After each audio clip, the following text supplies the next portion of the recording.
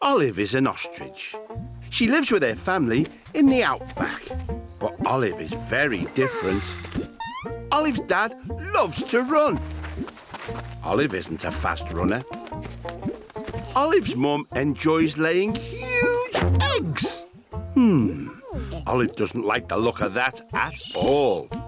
Olive's little brother pecks at the ground to find tasty roots to eat. Pecking at the ground makes Olive sneeze. But Olive has an incredible imagination. So while the rest of her family are running, pecking and laying eggs, Olive can be found imagining herself going on amazing adventures when she buries her head down, down into the sand.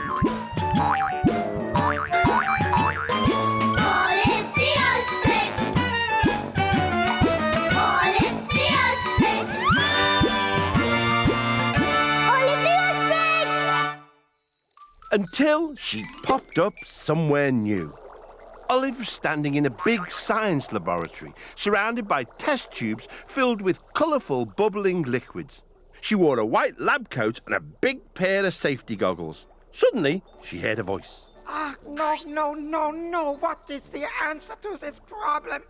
Olive turned around and saw a small man in a lab coat. He was muttering to himself and staring into a microscope. Hello, I'm Olive. Ouch, you startled me. I am Professor Comeover, but you can call me Hair Comeover. I am a very busy scientist. What can I do for you? I was going to ask you the same thing. Are you in a spot of bother? I've been trying to invent a cure for baldness for many years. It's driving me mad. The professor turned and picked up 2 bottles from the table. I need to mix together the right ingredients for the cure. If I do, I will have beautiful flowing hair again. Oh, how I miss my hair. Look, this is me when I was younger. Handsome, eh? I just can't find the right ingredients. I don't know much about ingredients for your cure, I'm afraid. Then Olive spotted something in the corner of the lab. A mop. I think I may have an idea. Close your eyes, Hair Comeover. Professor Comeover closed his eyes. Olive pulled the handle off the mop and stuck it on top of the professor's head. You can open your eyes now. The professor looked in a mirror. I look like my great-aunt Brunhilde. He shrieked. I don't want this. I want to grow my own. All right, keep your hair on. Look, if you really want to help, I need you to get that big blue book down from the shelf. Well, this book can't have been open in a very long time. It's covered in dust. Olive opened the book and dust flew up everywhere. And Olive couldn't help sneezing. Achoo! The sneeze made her fall backwards into a shelf filled with hundreds of bottles. One of them toppled over and poured orange liquid into a beaker of purple liquid on the table. No, wait, that's not good. Cried the professor. All of a sudden there was a huge bang. I don't believe it. It's a miracle. You did it, Olive. You found the cure for baldness. You're a scientific genius.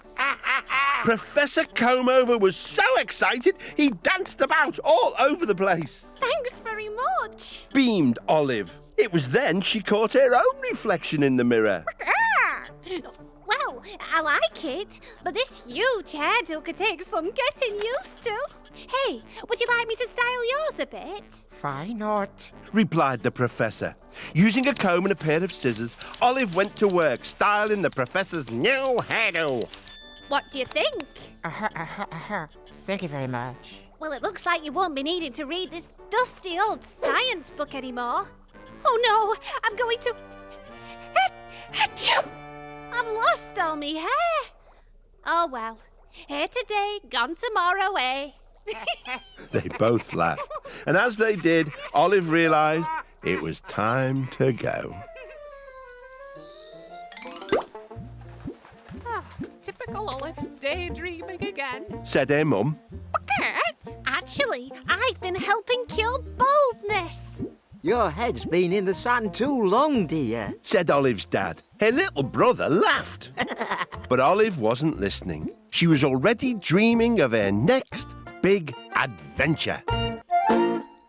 Olive was outside in a large field. It was a cloudy day and there was a machine with a huge pipe poking up into the sky. Lots of wires ran into a control box on the side with a big dial on it. Oh, watch out! Cried a voice. Olive just had time to duck as an old man flew right over the top of her head. He had a backpack with a spinning propeller and was carrying a remote control and a strange-looking object.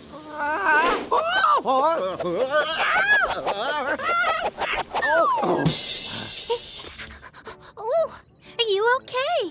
I'm Olive. Yes, I think so. Said the old man. I'm Dr. Cleverbrain, famous inventor, and this is my weather machine. I've just been trying to mend it. A weather machine?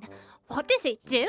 It controls the weather. It makes clouds, rain, snow, thunder, lightning, wind, and it can even suck up the clouds too. But this special multispectral Ujikali herbal madrometer has fallen off the top, and the machine won't work without it. Oh, well, can you fix the, multi-spectral thingamy? I've been trying to fly up there using my helipack, but can't work the helipack remote control and hold the multispectral Ujikali herbal madrometer at the same time. A helipack? A remote control? I think I may have an idea. Maybe I could control your helipack using the remote control so you can replace the multi-herply thingamy thing. Great idea, Olive. Dr. Cleverbrain gave Olive the remote control. She started to move the sticks and jerkily guided Dr. Cleverbrain up to the top of the pipe. Olive was concentrating hard. This wasn't easy at all. Just a little bit closer, Olive. But Olive was so focused on controlling the helipack, she didn't notice she'd bumped the control dial on the weather machine. The dial on the machine turned to wind. Olive spun around trying to control the helipack as she watched Dr. Cleverbrain, but got tangled up in the wires, so she couldn't see what she was doing. Who turned out the lights? The weather machine made lots of rain. Oh, 99. Then suddenly, it made a thunderstorm. Then a snowstorm. And finally, it sucked up all the clouds in the sky, along with poor old Dr. Cleverbrain. Then there was a bang and a clatter, and Dr. Cleverbrain came flying out of the doors at the bottom of the machine. He helped untangle Olive. Oh, what happened? We fixed the machine, Olive, just like new. Olive looked up and saw all the weather shooting out from the machine into the sky. In one place, it was snowing. In another, it was raining. And in another place, there was a thunderstorm. And right above Olive was bright sunshine, making a beautiful rainbow. Looks like it'll be hard to forecast the weather today. Chuckled Olive. They both laughed. And as they did, Olive realised it was time to go. Typical Olive, daydreaming again. Said her mum. Actually, I've been using a weather machine to make weather. Your head's been in the sun too long, dear. Said Olive's dad. Her little brother laughed. But Olive wasn't listening. She was already dreaming of her next big adventure. Olive was in a small, dimly lit room. In front of her were lots of buttons and levers and colourful flashing lights. Where am I? Some lights shone out over a beautiful underwater world outside the window. Gag, what a view! There were hundreds and hundreds of fish swimming around in front of an enormous blue canyon. Oh, I'm in a submarine deep in the ocean. I can't wait to explore. Olive pushed a big red lever marked forward and the submarine dived deep down into the canyon. Olive spotted the opening to a cave. Interesting. Said Olive as she drove her submarine right into the cave. It's even darker in here than it was before. Olive drove through a big patch of seaweed. Oh no, now I can't see where I'm going. The seaweed suddenly came to life and picked up the submarine. Ow. Then in the headlights loomed the big green face of an octopus. Hello, bubbled the octopus. Gag, Who are you? My name's Jonah. I've been trapped inside this whale for days. It's so good to finally meet someone new. My name's Olive.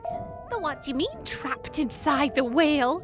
I just drove into a cave. Oh no, that was a huge whale's mouth you drove into, Olive. And now he's closed it shut. There's no escape. Egg, that doesn't sound good. We need to make the whale open his mouth again. Maybe I could turn my engines all the way up, and then the bubbles will make the whale cough. Then we can escape when he opens his mouth. Olive turned the submarine's engines onto full power, and the water started to bubble up. Oh, that didn't work.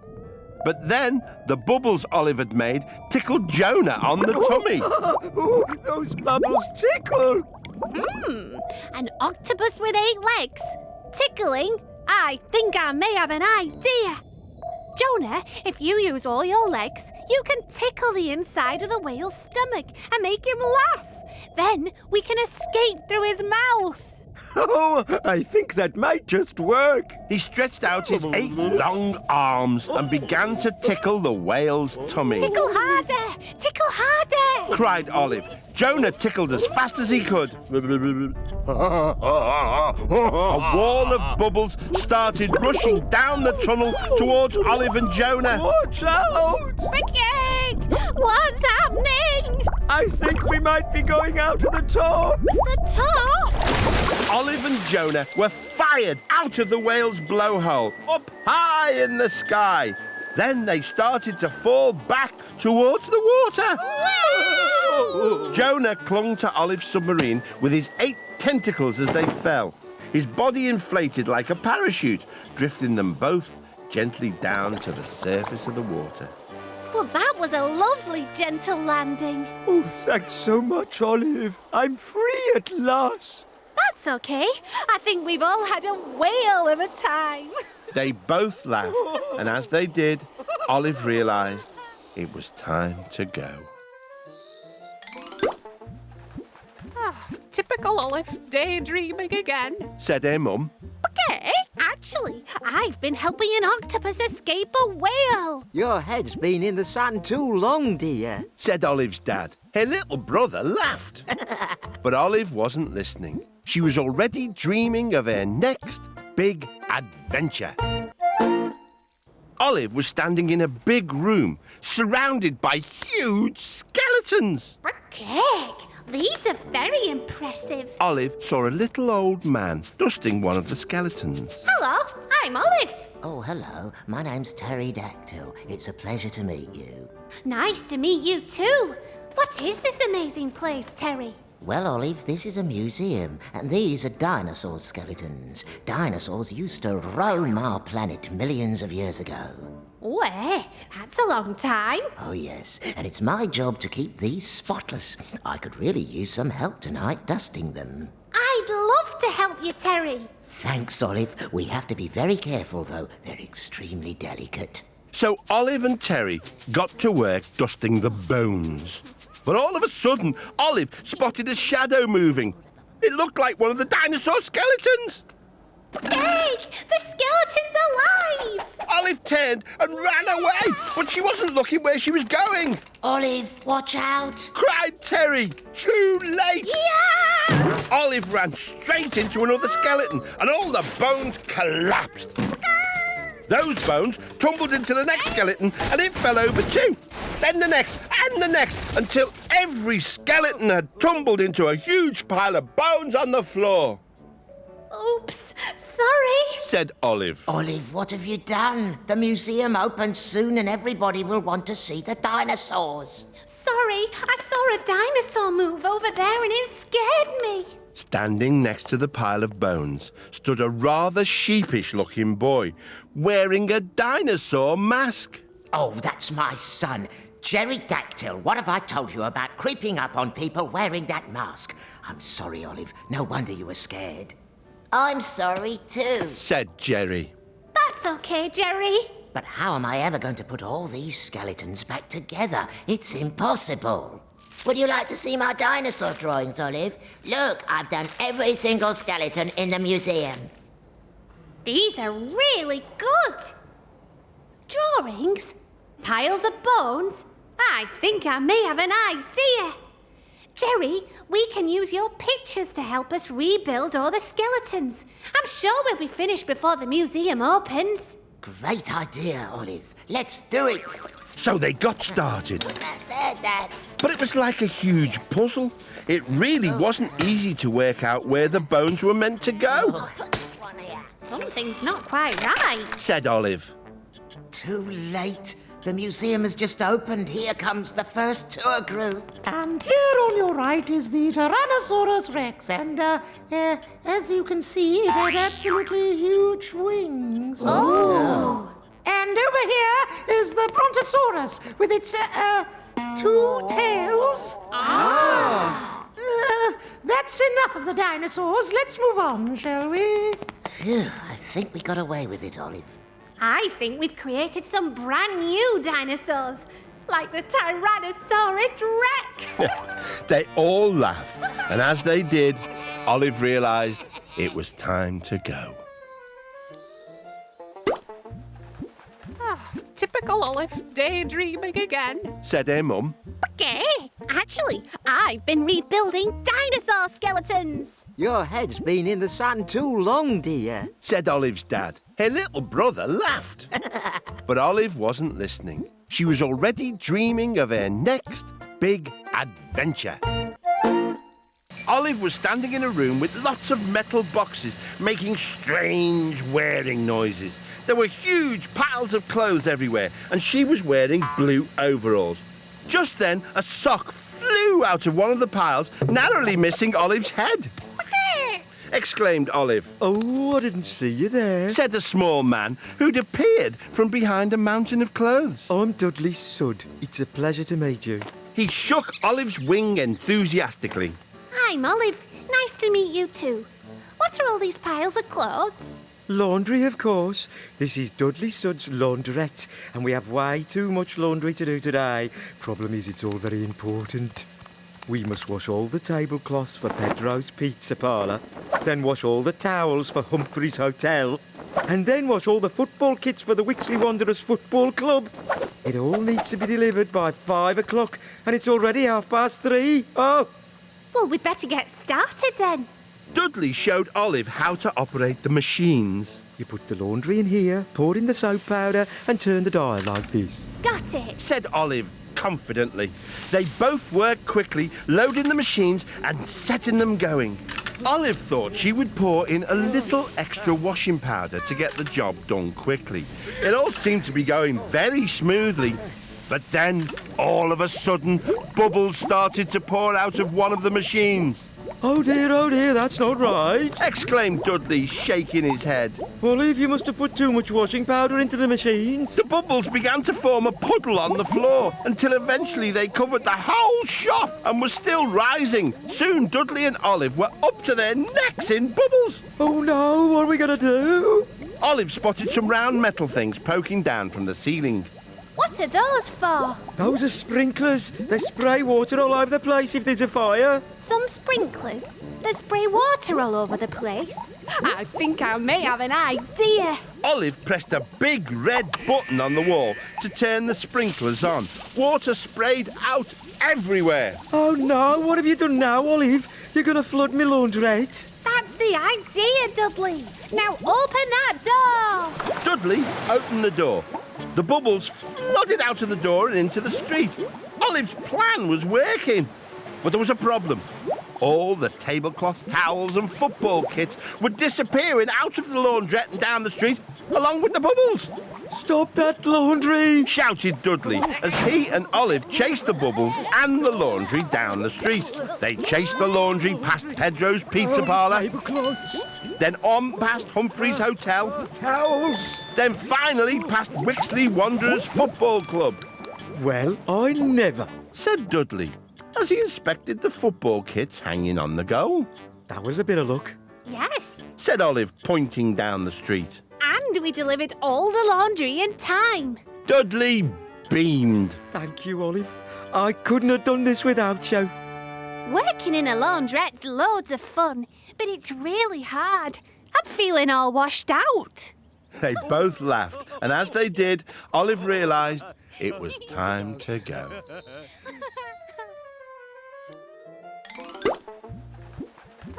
Typical Olive, daydreaming again. Said her mum. Okay, actually, I've been working in a fabulous laundrette. Your head's been in the sun too long, dear. Said Olive's dad. Her little brother laughed.